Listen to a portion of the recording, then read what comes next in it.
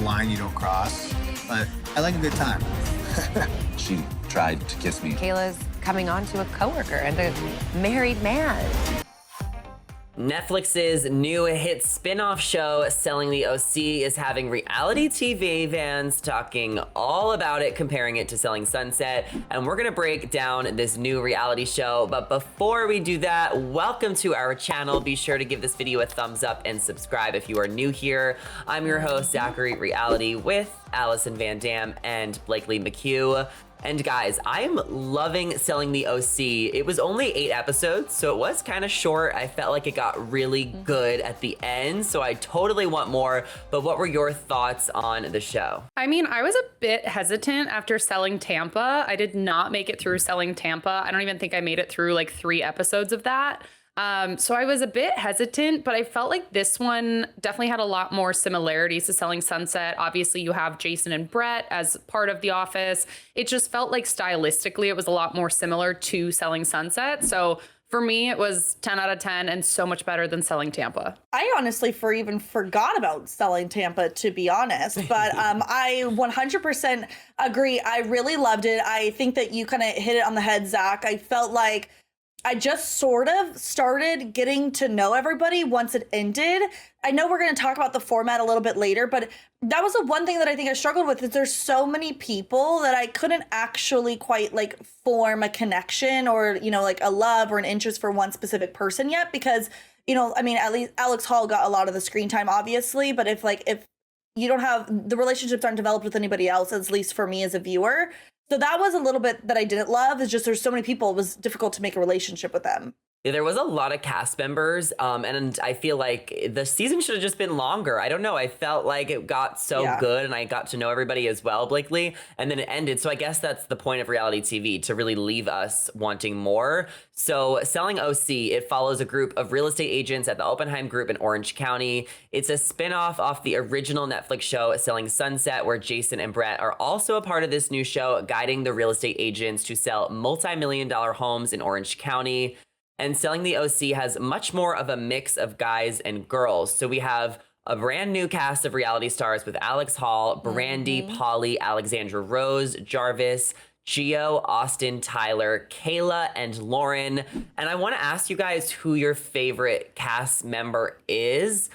I personally like a lot of them, but I feel like my biggest connection was to Alex Hall. Like, she is the main character. She's the protagonist. I feel like she really grounded the show and kept it together. She definitely had her moments. She wasn't perfect, but she was just very fascinating for me to watch. So I guess with that, I would say that she is my favorite, but there is plenty of other people on the show that I'm really standing. So who do you guys like the most? I was pleasantly surprised by Tyler. I mean, I think he automatically had the intrigue being married to Brittany Snow. Like, it gave me very much Chrishell season 1 vibes, saying like, I'm married to Justin Hartley. But I kind of was pleasantly surprised with him at the end, because everyone had been throwing around this drama of, you know, Kayla trying to make moves on him and him being married. And he kind of felt like a side character to me. And it wasn't until that yacht party at the end of the season when he really just like told the Alexes, like, he was just like, this is ridiculous. You used to have my support. You don't have it anymore. You're just stirring the pot. You're just causing drama. And I just loved how he didn't go over the top. He wasn't being, you know, petty in any way, but he just kind of called it like it was, and he shut them down completely. So I hope we see more of him in season 2, because I just think they sometimes need someone to just call it like it is. Yeah, I like that perspective. Truthfully, I don't have a favorite yet. I think going off of what I said earlier, there was just so many people. Like, Alex Hall irritated the crap out of me, and we saw her the most. So if I'm not liking her the most, who else am I liking? Because I'm not getting to know really anybody else. So it's like, I'm leading, and I think, I don't know, either I missed you mention her, but also Alex Rose. There's 3 Alexandra Alexes here. And I feel like I would be inclined actually to like Jarvis and Rose more, but I didn't get to see them enough to be able to say that like wholeheartedly. But I gotta be honest, I was a little bit siding with Gio, Jarvis, and Rose more than I was what I think was supposed to be like the fan favorites. Like, I'm pretty sure Jarvis and Rose and Gio were supposed to be, the villains or the ones that you're disliking, and then the other group is the group that you like. And I sort of was not getting that feeling. I was a little bit opposite, but again, I didn't get to know them well enough for me to say, yeah, I do, like, to believe wholeheartedly in that, if that makes sense. Oh yeah, I mean, it was hard to tell like who the villains were and who the heroes were, and I think that is what reality TV fans were all just like focusing on, like who the villain is. And I think we just need to kind of see the situation for what it is and the drama, and not focus on like what archetype each contestant might be playing, because it felt like the Alexandras were on the outside, but they still got like the listings and the homes and airtime. So they did play their part. What were you going to say, Blakely? I mean, not even focusing on the archetypes and what their title is, right? But if we are looking at it, just, because we do know in reality TV, there's always someone who's made out to be a bad guy, and there's always someone who's a good guy. I mean, let's take Selling Sunset, for example. Christine Quinn and Chrishell, right? Chrishell was the sweetheart. She was on this scale, and Christine was on this scale, and everybody else was sort of fitting in the middle some way, somehow. So you're assuming that obviously that's going to be the same for Selling OC. And quite frankly, like, I didn't have anybody that stood out as a hero to me, if you will. Nobody was a hero, obviously, but just contrasting to the villain title, nobody stood out as like this innocent sweetheart that I'm just like instantly falling in love with. Like, I did like Chrishell from the beginning. Every person kind of had a negative middle groundness to them, to me. Yeah, like it was a balance of both. In an interview with ET that she was originally confused why the Alexandras were even part of the filming up to scenes, because she thought that they're part of the original cast. I think she even said that they might have been producers in her mind at one point. And Jarvis actually addressed this on her Instagram story, writing, "Yes, this is true. We were not part of the original cast, but Alex Hall showing, kept bringing it up, and that kind of shows how frustrated she was that the other Alexandras were even part of it." But if you look at the show, I mean, the Alexandras were a huge part of the show. They were mic'd. They were asked to go to the filming, yacht party, the beach party. They sold multi-million-dollar homes. Like, they were a huge part of the cast. So what was your take on the Alex versus Alexandras feud, Allison? Who did you end up siding with? I'm more on Alex Hall's side than the Alexandras, but I think also part of that was influenced by the fact that I saw that clip of Alex talking about it when I was still very early on in the season. So I think I just flagged like some inconsistencies more. And while, yes, they were a huge part of the show and they were mic'd and they were part of these big events, majority of the smaller scenes, like, we see everyone kind of switch in and out. You'll get lunch with one person or drinks with a couple, or like you'll be at the office with 3 different people. It never felt like they were part of that group per se, or the main group that was being switched in and out of teams or different scenes. They were always together, and typically together by themselves, like just the two of them touring, or, touring that place with Jason. And so, yeah, it did seem odd when they would show up to these big like group events, because I'm like, well, we haven't seen you kind of build that foundation or build these relationships in other scenes. It's so clear to me that like you two are kind of an island in and of yourself, which is then the Kayla drama of it all, of Kayla kind of seeking solace with them because she felt ostracized from the main group. Like, I got such a feeling of, okay, it's everyone else and these two, and they're by themselves, and we kind of figured out why people don't like them, but they are dramatic. I'll give them that. They're like yin and yang. They're blonde and blonder. And I think we need them back for next season, because if everybody was friends getting along, like, it really wouldn't be a show. But I do want to bring up Kayla, since you brought her up, Allison, because she's the single mom who just got disowned by her parents after her teenage pregnancy. Now, she had some less experience, listing homes than some of the other agents. So she actually asked Alex Hall to join her listing. And this ended up going pretty south pretty quickly. So Blakely, what happens there? What was your take on Alex Hall versus Kayla? I mean, what was my take on it? I don't know. I thought Alex Hall was kind of not very nice. I mean, if your boss, Jason, right, is telling you that it's the decision of whoever is bringing you on the listing, who the listing agent is, then you give it up. Then, like, that's your boss, who has sold billions of dollars worth of homes, who has probably had, dozens, if not more, of co-listings or dealt with this, with other people and with other agents in his agency.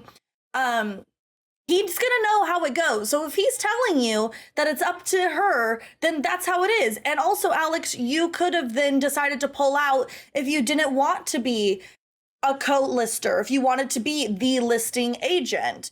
And I thought that she was just super disrespectful to Kayla, to be honest. I thought how she called her out in that meeting was super just like rude and demeaning, and it's not how you speak to coworkers. I thought that it was kind of absurd that Jason even allowed that conversation to be had the way that it was. I know obviously this is a TV show and he doesn't really want to get into the drama, and it's also between women, so he has a very much like I'm staying out of it approach. But when it's in the workplace in a meeting like that, like let's at least have a little bit of kindness to one another. We don't need to call each other out. And this is Kayla's first listing. Like she's already embarrassed and nervous enough. That phone call that she had was just, had secondhand embarrassment listening to the phone call she had when she had it in front of everybody and she didn't even know what to say. You know, like the last thing this girl needs is a mouthful from Alex Hall during a meeting in front of her colleagues. It just seems like Alex Hall has her way of, selling houses and doing things. She's been in the business a long time. So I feel like she shouldn't have got involved in Kayla's listing. I mean, it was their first time working together, so give the girl a chance. But I think she made the right decision leaving the listing because ultimately she wants to do things her way. Kayla wants to do things her way. And, that's a reason they should not sell houses together, but they can still support each other. So hopefully they can kind of get back to a good place. It seemed like they were able to talk about it at the end, but Kayla was just kind of ostracized from the whole group because of the Tyler drama where she, was hitting on Tyler. It wasn't on camera. Tyler said that she was trying to maybe sleep with him. And now Tyler is married to Brittany Snow, as Allison brought up. And Kayla kind of felt oscillated by Pauly and some of the other girls in the office. So she leaned on the Alexandras for help. But then when they chimed in, Alex Hall got upset. So this is kind of the rundown. Allison, what was your take? Were you team Kayla? Did you feel bad for her?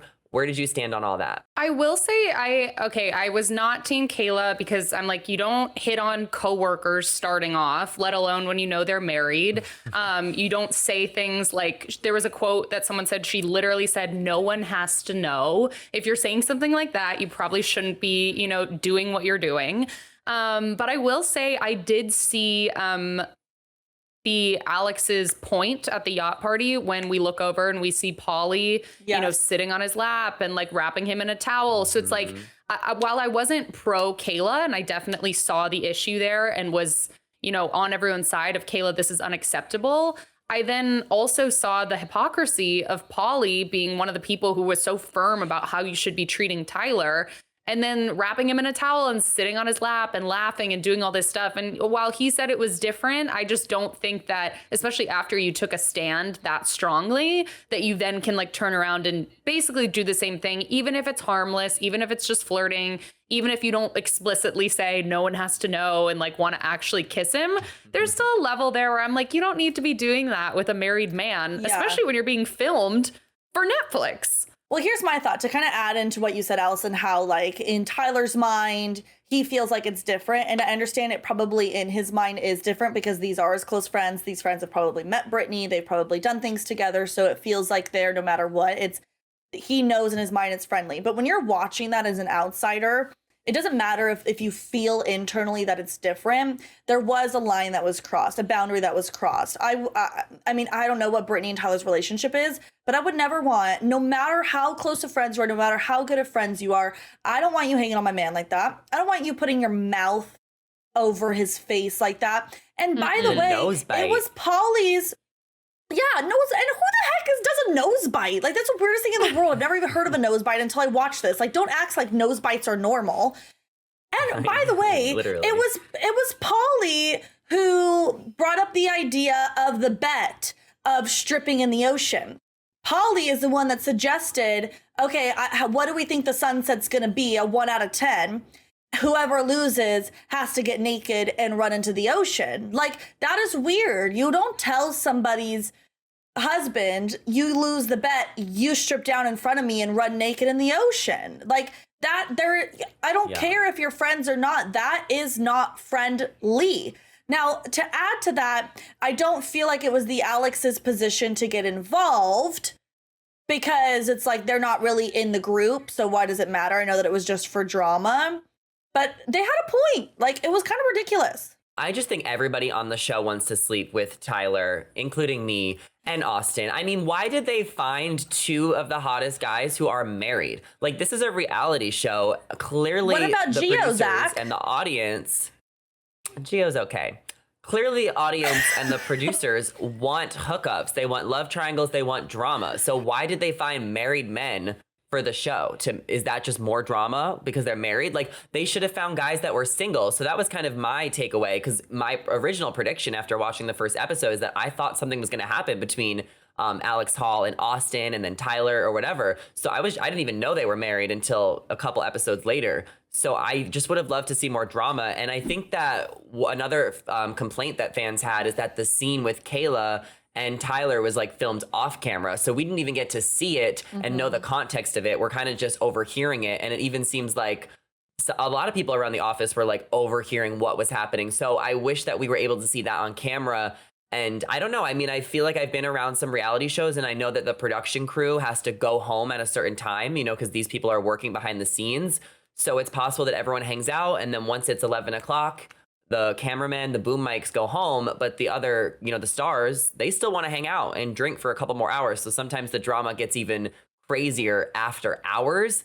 What was your kind of final takeaways from all this drama and the season, Allison? And maybe, you know, touch on any other characters you want to touch on, like Brandy or Austin or Polly. Yeah, and just touching on what you just said, Zach, I totally understand that, you know, cameras have to go home at a certain point, but it's like, they didn't even follow them to that bar. We didn't have any sort of footage of that whatsoever. And we didn't even see like the Chrishell and Jason breakup from Selling Sunset OG.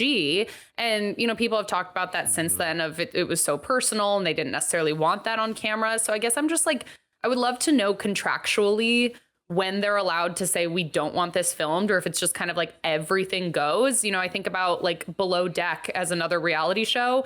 They have daytime camera crews, they have nighttime camera crews. They switch in and out. Their deal is, you know, who's ever on the boat, everything gets to be filmed, like nothing is off the table. So I'm wondering how that differs from something like this, where it feels like we are missing things or there's holes in this like overall narrative, because like we've been saying, this season was so short and we were meeting a whole new cast of people. So the one kind of main drama was this Kayla and Tyler situation. So the fact that we didn't even see that, and then it consumed so many episodes, it was a bit disappointing, and it makes you question, you know, is it scripted? Did this really happen? Are we acting at this point? And so it was just like my kind of red flags went up on that point.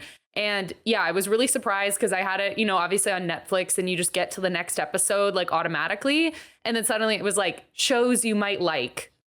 And I was like, that was it. We're over. We're done with. Like, we better be getting a season 2 sooner versus later, because I'm not sure they gave us enough for people to really be hooked. And so I'm worried that like maybe if they wait too long, viewership will go down. I don't know.